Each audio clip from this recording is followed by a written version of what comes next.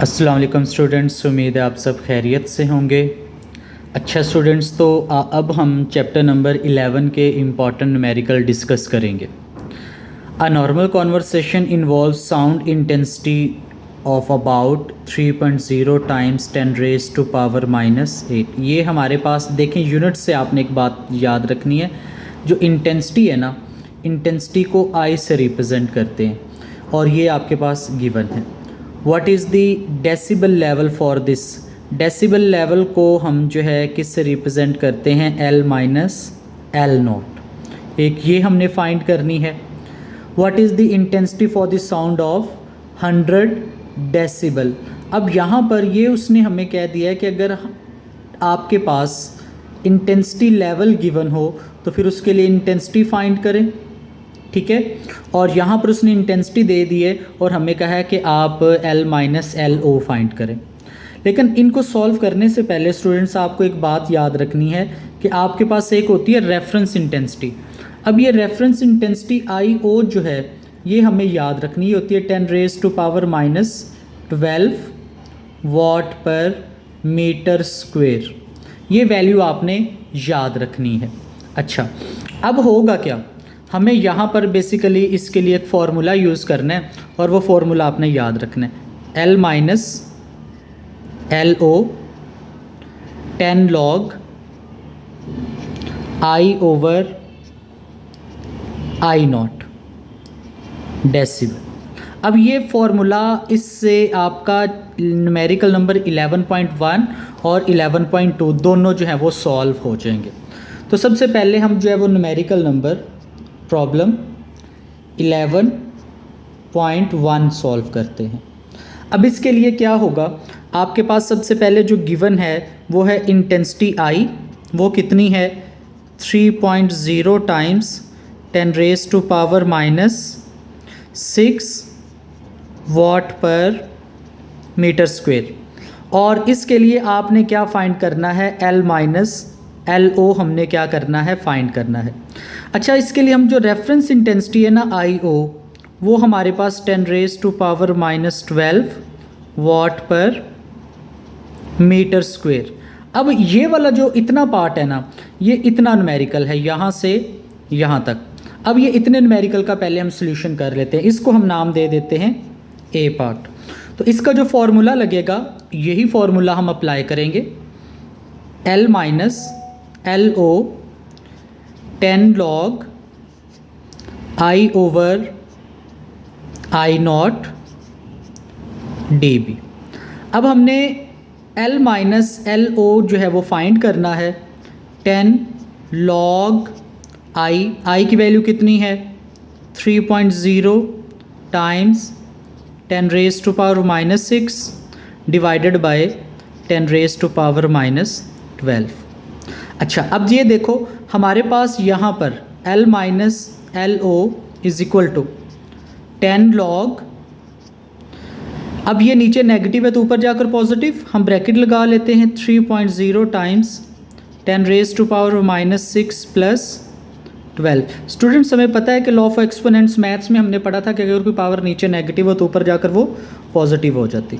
तो आपके पास ये बन जाएगा 10 log 3.0 times 10 raise to power 6। और इसके ऊपर लॉ की प्रॉपर्टी अप्लाई करें।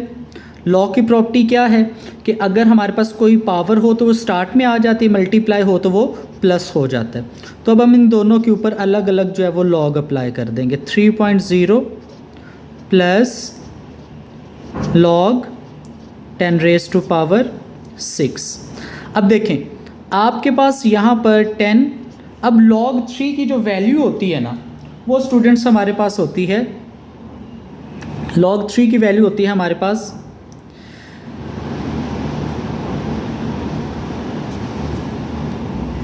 जी। अब इसकी जो वैल्यू आएगी ना वो आएगी 0.4771 प्लस, इसको लिखेंगे 6 इंटू लॉग ऑफ 10, और लॉग ऑफ 10 किसके इक्वल होता है? 1 के इक्वल होता है। तो आप इसको लिख लेंगे 10 इंटू 6.4 777, मैंने इन दोनों को प्लस कर दिया, मल्टीप्लाई करेंगे तो आंसर क्या आ जाएगा 64.7। और हमें पता है कि लाउडनेस का जो यूनिट होता है वो क्या होता है L-LO डेसिबल। अच्छा बच्चों, ये हमारे पास ना ए पार्ट आ गया, ये इतना सा हमारे पास ए पार्ट था। अब हमने क्या करना है, अब हमने इसका बी पार्ट सॉल्व करना है। अब बी पार्ट जब सॉल्व करेंगे तो हमारे पास क्या होगा, इस न्यूमेरिकल का ये सेकंड पार्ट इतना सा। अब इसमें नेक्स्ट क्या है, नेक्स्ट उसने हमें क्या दे दिया, उसने कहा ये हमारे पास कितना है 100 डेसिबल। तो हम क्या करेंगे, यहाँ पर हमारे पास L-LO कितना आ गया 100 डेसिबल। और हमसे डिमांड क्या कर रहा है, हमसे वो ये डिमांड कर रहा है कि हमने जो अभी सॉल्व करना है वो हमारे पास आएगा I हमने फाइंड करना है। और I0 की वैल्यू क्या आएगी, I0 की वैल्यू आ जाएगी 10⁻⁻12 वाट पर मीटर स्क्वेयर। तो फॉर्मूला सेम वही लगेगा, L-LO 10 log I/I0 डेसिबल। अच्छा अब देखो तो ये कितनी वैल्यू है, ये 100 है हमारे पास और ये 10 log और I हमने फाइंड करना है और नीचे क्या आ जाएगा 10⁻⁻12। अगर ये नीचे नेगेटिव है तो ऊपर जाकर positive, 10 1s are 10 10s are, तो ये क्या बन जाएगा 10 log ऑफ I और मल्टीप्लाई बाय 10⁻12, नीचे नेगेटिव तो ऊपर जाकर positive, 10 log of I plus multiply हो रहा है तो प्लस में कन्वर्ट हो जाएगा। तो आपके पास ये बन जाएगा log ऑफ 10⁻12। तो ये बन गया 10 log of I plus 12 log of 10। अब ये जो पावर शुरू में आ गई तो log 10 क्या बन जाएगा 1। तो आपके पास ये क्या बन गया, ये इधर प्लस है तो इधर आकर माइनस, तो ये बन गया log ऑफ I, तो ये बन गया -2 log ऑफ I। अब बच्चों हमें पता है कि अगर log को क्रॉस करना हो तो हम बोथ साइड क्या लेंगे, taking anti log on both side. तो जब दोनों साइड पर एंटी लॉग लेंगे तो स्टूडेंट्स हमारे पास ना सेम ये वाला आंसर जो है ना वो आ जाएगा और ये क्या आ जाएगा 0.01 वाट पर मीटर स्क्वायर और ये हमारे पास आ गया। ठीक है, ये हमारे पास आंसर आ गया।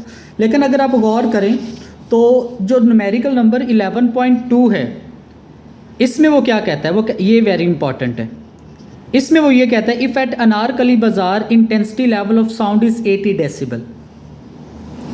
अब इसके अंदर वो क्या कह रहा है, ये प्रॉब्लम 11.2 है। अब यहाँ पर वो आपको ये कह रहा है कि भाई आपके पास अब जो इंटेंसिटी लेवल है ना वो आ गया 80। ठीक है, तो अब आपने सिमिलर क्या करना है, I फाइंड करना है। तो बच्चों अब एक बात ज़रा गौर से समझिएगा, ये सारा सोल्यूशन सेम रहेगा, बस क्या करेंगे आप इस 100 को रिप्लेस कर देंगे 80 के साथ और यहाँ पर 10 की बजाय क्या हो जाएगा, यहाँ पर इनकी जगह पर क्या आता जाएगा 8 आता जाएगा, ये 8 आ गया। ठीक है, ये सारा सॉल्यूशन सेम रहेगा।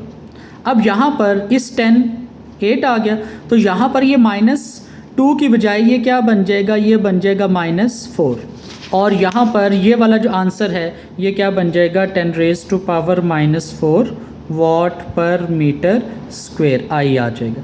अब देखें सोल्यूशन दोनों का सेम है, बस एक जगह पर आपको 100 दिया हुआ है और एक जगह पर आपको उसने कह दिया है कि भाई आपके पास वो 80 है। तो इसके अकॉर्डिंगली बच्चों आपने इसको क्या करना है, सॉल्व करना है। ठीक है, अच्छा इसके बाद आपके पास जो नेक्स्ट न्यूमेरिकल आएगा, नेक्स्ट न्यूमेरिकल आपके पास आएगा 11.3। 11.3 रहने दे, इम्पॉर्टेंट नहीं है। 11.4 बच्चों बहुत इंपॉर्टेंट है, बहुत दफ़ा बोर्ड में आया हुआ है। ठीक है, तो अब यहाँ पर वो कहता है कि a doctor count 72 heart beats, doctor जो है वो 72 हार्ट बीट्स काउंट करता है। तो हम इसको लिख लेते हैं नंबर ऑफ हार्ट बीट को HB से रिप्रेजेंट कर लेते हैं, ठीक है। अच्छा, और कितनी देर तक वो उसको ऑब्जर्व करता है, उसका जो टाइम पीरियड है ना, उसका जो टाइम पीरियड है वो टाइम पीरियड 1 मिनट है, और 1 मिनट किसके इक्वल होता है 60 सेकेंड। अब फाइंड क्या करना है, एक तो हमें फ्रीक्वेंसी फाइंड करनी है और उसके बाद हमें पीरियड यानी कि टाइम, फ्रीक्वेंसी फाइंड करनी है और टाइम पीरियड फाइंड करना है। अब कुछ बच्चे कहते हैं कि ये टाइम पीरियड है, तो ये टाइम पीरियड नहीं, ये टाइम टेकन है। तो सबसे पहले बच्चों अगर आप यहाँ पर देखें तो आपके पास नंबर ऑफ हार्ट बीट्स जो है, मैं HB लिख रहा हूँ तो आप प्रॉपर हार्ट बीट्स लिखेंगे, N के साथ रिप्रेजेंट करेंगे, और वो कितनी है 72। इसके बाद कितना टाइम लगेगा, टाइम को स्मॉल t से रिप्रेजेंट करेंगे और वो है 1 minute. 1 minute is equal to 60 second. अच्छा, इसके बाद हमारे पास जो नेक्स्ट आएगा, हमने फाइंड क्या करनी है, हमने एक तो फाइंड फ्रीक्वेंसी करनी है और दूसरा हमने टाइम पीरियड फाइंड करना है। तो अब देखिए फ्रीक्वेंसी का फॉर्मूला क्या होता है, फ्रीक्वेंसी का फॉर्मूला होता है number of heart beat divided by time. तो नंबर ऑफ हार्ट बीट्स कितनी है 72 और टाइम कितना है 60। तो यहाँ से इन दोनों को डिवाइड करेंगे तो आपके पास जो आंसर आ जाएगा वो आ जाएगा 1.2 हर्ट्स।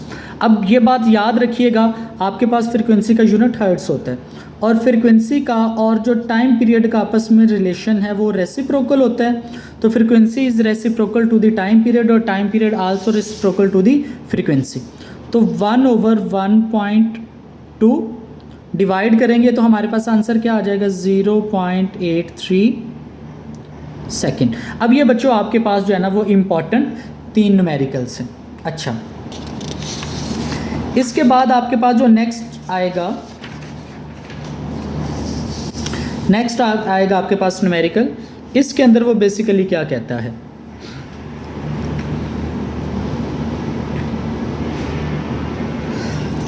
अच्छा जी, अब हम जो प्रॉब्लम सॉल्व करने जा रहे हैं ना, वो प्रॉब्लम आपके पास आएगा प्रॉब्लम नंबर 11.6। अब 11.6 क्या कहता है, अब ये प्रॉब्लम जो है ना वो मैं आपको इसके ऊपर ही सॉल्व करवा दूंगा। उसका रीज़न ये है कि ये न्यूमेरिकल जो है वो एक तो आसान है और बड़ा इजीली ऊपर आपको अच्छे तरीके से समझ आ जाएगा। A student clap his hand near a cliff and hear echo after 5 second. हाँ जी, वो क्लैप करता है नियर क्लिफ और उसको अपनी ही आवाज़ सुनाई देती है, तो वो कितना टाइम लगता है 5 second. What is the distance of the cliff from the student if the speed of sound is taken as, ये आपके पास स्पीड आ गई, तो आपने डिस्टेंस एस क्या करना है फाइंड करना है। तो बच्चों अब यहाँ पर एक बात देखिएगा, हमारे पास यहाँ पर फॉर्मूला जो है वो क्या है। अब देखो ये स्टूडेंट जो है वो इसके सामने खड़े होकर जो है ना वो समझ लो कि ये आपके पास एक क्लिफ है, इसका साउंड जाएगा, इसके साथ टकराएगा और टकरा कर वापस आएगा। अगर एक साइड का डिस्टेंस 7 मीटर हो तो जाने के लिए 7 मीटर और आने के लिए भी 7 मीटर, तो ये तो टोटल कितना बन जाएगा 14 मीटर। तो हमें क्या करना है, हमें तो डिस्टेंस वो फाइंड करना है जो इस पर्सन से इस क्लिफ के दरमियान में हो, ठीक है। तो हम उसके लिए फॉर्मूला यूज़ करेंगे S is equal to V multiply by T। अगर मैं इधर 2 लगा दूं तो इसका मतलब उसने डबल डिस्टेंस कवर किया है। तो यहाँ पर देखें आपके पास स्पीड कितनी है, स्पीड आपके पास है 340 और टाइम है 5 सेकेंड। तो आप सिंपल इस फॉर्मूला के अंदर वैल्यू पुट करेंगे, आप लिखेंगे 346 टाइम 5 और S कैलकुलेट करने के लिए 346 टाइम 5 डिवाइडेड बाय 2, और इसको जब कैलकुलेटर से सॉल्व करेंगे तो आपके पास ये आंसर आ जाएगा 865 मीटर। ये आपके पास इस न्यूमेरिकल का आंसर है। मैं थोड़ा सा शॉर्ट वे में इसको सॉल्व करने की कोशिश कर रहा हूँ, ठीक है। अच्छा जी, अब नेक्स्ट जो न्यूमेरिकल आएगा ना आपके पास सेम एज इट इज़, इसी मेथड के ऊपर आपने ये a ship send out ultrasound return from the sea bed and detected after this, ये टाइम आ जाएगा। और if this speed is this, आपके पास ये स्पीड आ गई, तो व्हाट इज़ द डिस्टेंस, आपके पास इसके लिए भी सेम फॉर्मूला लगेगा, आपने v टाइम t, तो तो s फाइंड करने के लिए v multiply by t divided by 2 कर देना है और ये आपके पास सोल्यूशन। ये वाला न्यूमेरिकल रहने दीजिएगा। न्यूमेरिकल नंबर 5 भी सेम, 6 भी, 7 भी, और ये तीनों न्यूमेरिकल जो है वो सेम है और ये ज़रूर कीजिएगा, इनका मेथड आपको क्लियर होना चाहिए। अच्छा जी, अब आगे जो न्यूमेरिकल आ रहा है ना, ये थोड़ा सा इंपॉर्टेंट न्यूमेरिकल है, ठीक है, और इसको समझ भी लीजिएगा। A sound wave has frequency of 2 kilohertz. एक साउंड है जिसकी फ्रिक्वेंसी कितनी है हमारे पास? फ्रिक्वेंसी है 2 टाइम्स 10⁻³ हर्ट्ज़। अब आपको बात समझ आ चुकी होगी कि ये मैंने k की पावर क्यों लगाई। उसके बाद उसकी जो वेव लेंथ है, वेव लेंथ को लैम्डा से रिप्रेजेंट करेंगे और लैम्डा के लिए ये 35 सेंटीमीटर है, तो सेंटीमीटर को मीटर में कन्वर्ट करने के लिए 100 से डिवाइड करेंगे तो ये आ जाएगा 0.035 metre. How long will it take, यानी कि टाइम हमने क्या करना है, फाइंड करना है। आगे वो क्या कह रहा है, डिस्टेंस कितना है? डिस्टेंस है 1.5 किलोमीटर। तो किलोमीटर को मीटर में कन्वर्ट करने के लिए क्या करेंगे, 1000 से मल्टीप्लाई, तो ये बन जाएगा 1500 मीटर। तो ये बेसिकली हमारे पास गिवन टू फाइंड है इसका, ठीक है। तो अब इस न्यूमेरिकल को कंप्लीट करते हैं। Problem number 11.9। अच्छा, इस न्यूमेरिकल में ज़रा देखिएगा, आपके पास फ्रिक्वेंसी कितनी है? फ्रिक्वेंसी है 2 किलो हर्ट्ज़, तो जिसको हम लिख लेंगे 2 टाइम्स 10⁻³ हर्ट्ज़। और उसके बाद आपके पास जो लैम्डा है यानी कि वेव लेंथ, वो है 35 सेंटीमीटर। सेंटीमीटर को मीटर में कन्वर्ट करने के लिए ऐसे 100 से डिवाइड करेंगे, तो उसको मैं लिख लेता हूँ 0.35 मीटर। ये सॉरी, एक ज़ीरो नहीं आएगा। अच्छा, उसके बाद आगे वो कहता है कि अगर वो डिस्टेंस कवर करे कितना, अगर वो डिस्टेंस कवर करे 1.5 किलोमीटर, तो किलोमीटर को मीटर में कन्वर्ट करेंगे तो 1500 मीटर। तो हमने फाइंड क्या करना है, एक तो हमें टाइम t फाइंड करना है और दूसरा हमें क्या फाइंड करनी है, स्पीड फाइंड करनी है। अब उसका रीज़न मैं बताता हूँ। आपने दो फार्मूलाज यूज़ करने, एक फार्मूला यूज़ करना है v = v टाइम्स t, और दूसरा आपने यूज़ करना है v = f लैम्डा। पहले हम ये फार्मूला यूज़ करेंगे फिर ये। अब देखो, हमें टाइम फाइंड करना है, तो हमें डिस्टेंस ओवर स्पीड, देखो ना ये स्पीड इधर मल्टीप्लाई हो रही है तो उधर जाकर क्या हो जाएगी, डिवाइड, तो डिस्टेंस ओवर टाइम बन जाएगा। अब डिस्टेंस तो हमारे पास ये गिवन है, लेकिन स्पीड मिसिंग है, तो स्पीड हम यहाँ से फाइंड कर लेंगे।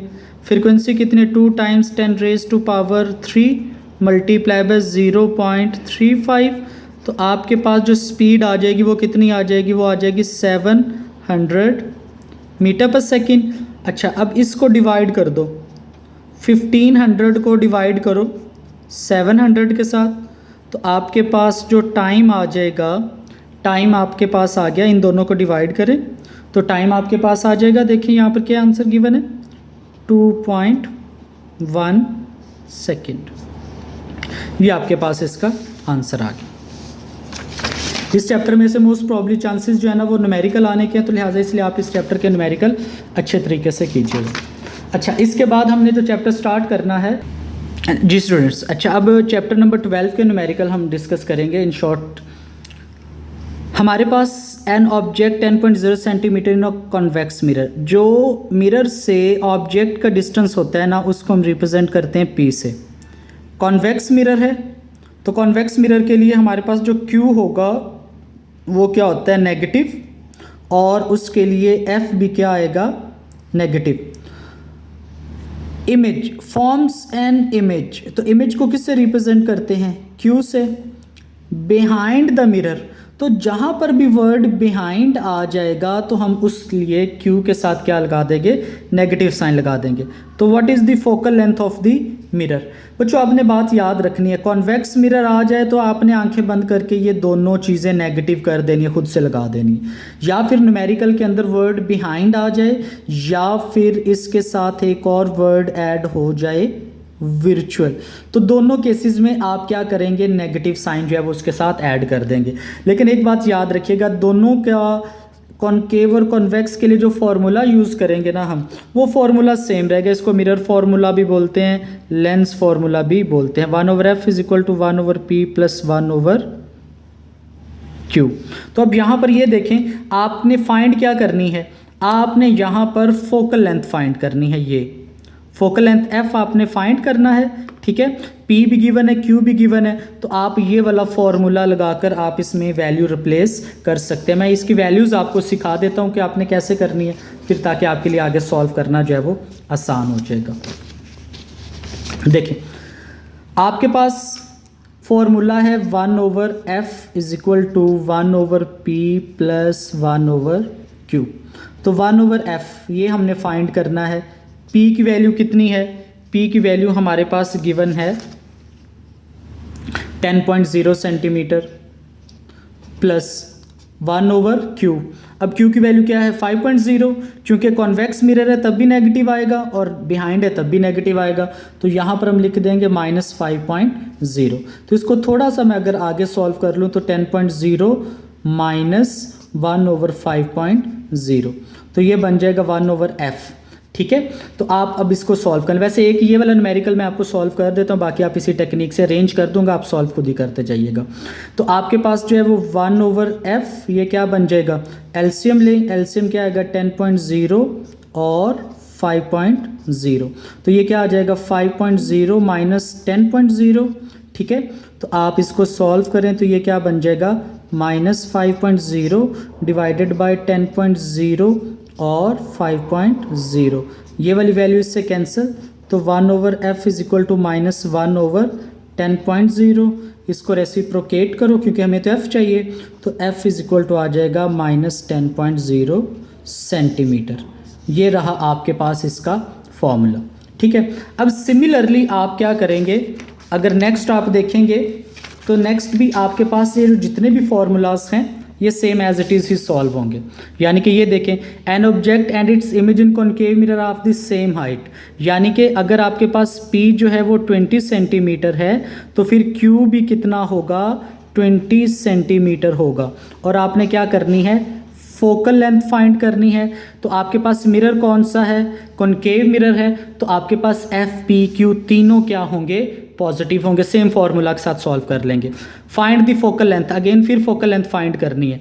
Of the mirror forms an image, अब इमेज आ गई कितनी, Q कितना आ गया 5.66 सेंटीमीटर बिहाइंड। अगर नेगेटिव है तो इसका मतलब बिहाइंड आ गया, तो फिर इसका मतलब इसके साथ हम क्या लगा देंगे, नेगेटिव साइन लगा देंगे। The mirror of an object placed, आपके पास ऑब्जेक्ट को प्लेस किया तो ये आपके पास P आ गया in the front of the mirror.